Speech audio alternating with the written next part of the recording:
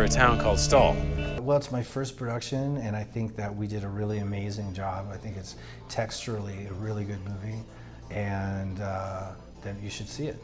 I've been a passionate fan of horror movies ever since, as long as I've been into music, ever since I was very little. Obviously, we had a good story to start with, and I found a good director.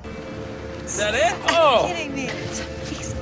Did the movers just leave everything on the ground? No, they were nice fellas. We just figured you didn't want any strangers traipsing through your house. I've created music for movies pretty much through my whole career, but never scoring an entire film. I did actually score a whole film in 2008 for Olallo Rubio. But prior to that, I'd written music for Quentin Tarantino, I'd written music for the Fast and Furious, but just bits and pieces, Anyway, but I have a natural sort of aptitude to look at a visual and create music that goes along with the visual. So that's one of the things that fascinates me about production, is that I can be responsible for making sure that the music is right. Were you inspired by any composer or maybe a film? I love scoring composers. I have actual records of nothing but scores. But when doing this, I don't really think about other composers so much. I just think about what it is that I hear. So, but I think subliminally or subconsciously, there's obviously all the different scoring composers that have had an influence on me over the years are sort of there in the background.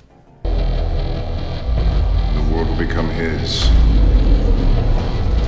Come forth and claim your offering. Actually, my favorite score was Beethoven. It was Bad News Bears. I loved that because that was such perfect music for that film.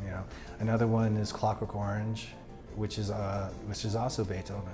But I love John Carpenter, who is not a musician, but just has such a feel for what his movie should sound like.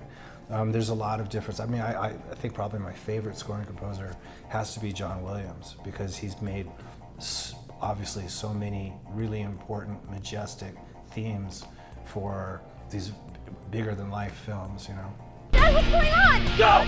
Get in the car! What are those? They're on every house. Well, one of my favorite horror stories of all time in book form was The Shining. Not the movie, but the book. And then my favorite movie was The Omen.